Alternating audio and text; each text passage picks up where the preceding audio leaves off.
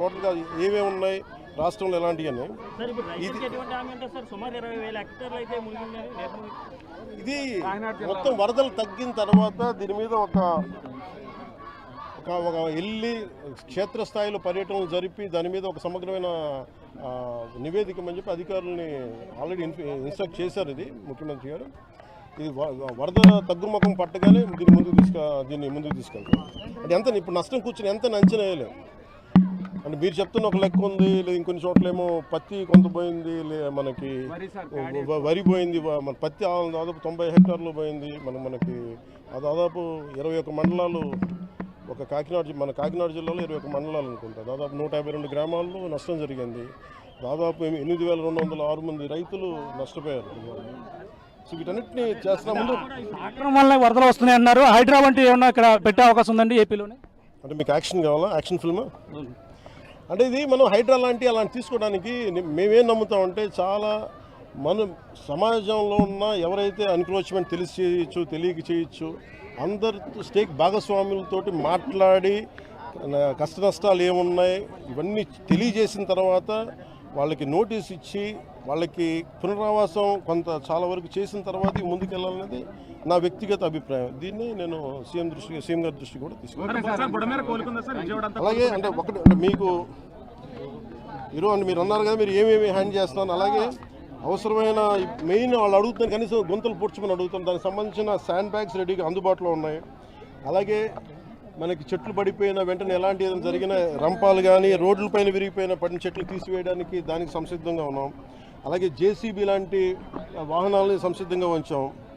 ముఖ్యంగా అవసరానికి మన ఫైర్ యాక్సిడెంట్స్ ఏమైనా ఉంటే దానికి సంబంధించిన సంబంధించి ఫైర్ యాక్సిడెంట్ వెహికల్స్, అలాగే 42 మంది గజయితగాళ్ళని రెడీగా చేసాం ఇన్ కేసు ఏదైనా ఎమర్జెన్సీస్ ఉంటాయి. అలాగే primary health care, community health care వీటికి సంబంధించిన సంసిద్ధంగా చేసాం. అలాగే గవర్నమెంట్ జనరల్ హాస్పిటల్లో కూడా డాక్టర్స్ని 24/7 అందుబాటులో ఉంచమని వారికి ఇన్స్ట్రక్షన్స్ ఇవ్వడం జరిగింది. అలాగే ముఖ్యంగా గర్భిణీ స్త్రీలు కానీ బాలింతలు కానీ ఎవరున్నా కానీ వాళ్ళని సురక్షిత ప్రాంతాలు తరలించే బాధ్యత కలెక్టర్ గారు దాన్ని పర్యవేక్షిస్తూ ఉన్నారు.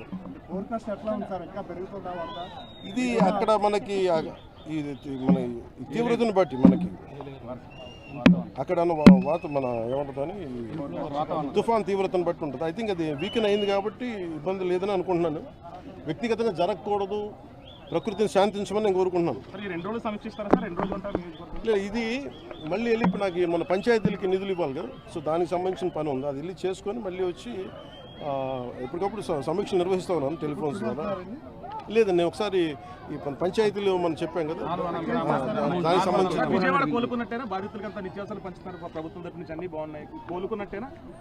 ఇది ఇంత వరద వచ్చిన తర్వాత రాత్రి ఎవరు కోలుకోలేదు. మనం ప్రాక్టికల్గా మాట్లాడదాం. కాదు ఏంటంటే ప్రభుత్వం ఎంత సంసిద్ధంగా ఉందని చెప్పడానికి. ఇలాంటి కష్టాలు వచ్చినప్పుడు అమెరికా లాంటి దేశాల్లో కూడా మీకు కూర్చోబెట్టి మియామి లాంటి చోట, ఫ్లోరిడా లాంటి చోట తుఫాన్లు వస్తే మొత్తం ఒక లక్షలాది మంది, వేలాది మంది నిరాశలు అయిపోతారు. They're advanced country.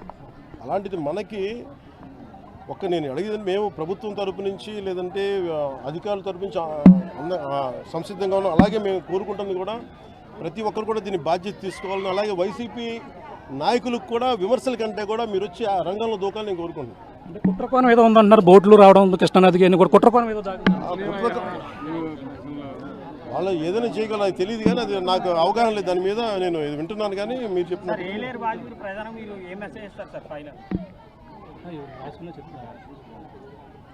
ఇది టోటల్గా మనం ఏమేం చేయబోతున్నాం అనేది ఇది మెమరీ టెస్ట్ కాదు కదా. బేసిక్గా అందరం ఏమనుకుంటామంటే రాసుకొని వచ్చాం ఏంటంటే ఇది మెమరీ టెస్ట్ కాదు. అలా కాదు, బేసిక్గా యూ హ్యావ్ టు అండర్స్టాండ్ ఇది మెమరీ టెస్ట్ కాదు. ప్రధానంగా ఎలాంటి సహాయ కార్యక్రమాలు జరుగుతున్నాయి ఇవన్నీ మీకు విడుదల చేస్తాం కొంతసేపట్లో. అలాగే ఇవన్నీ మీకు మన కలెక్టరేట్ కానీ మన ఫైనల్ గా ఏలేరు జలాశయం అనేది ఇక్కడ చాలా ముఖ్యమైనది వరదాయిని మెట్టకి. అదే దుఃఖదాయనిగా మారుతుంది. దీని ఆధునీకరణకి నా కోరిక, నేను ఎమ్మెల్యేగా ఉన్న లోపు దాన్ని తీర్చేయాలని నేను మనస్ఫూర్తి కోరుకుంటున్నాను. ఇక్కడంతా కూడా పర్యటించినటువంటి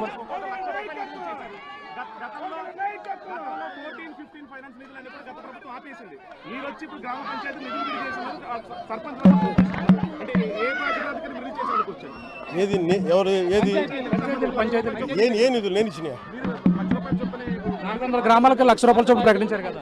వరద బాధితులకు సంబంధించి వరద బాధితులు గత ప్రభుత్వం చేయలేదండి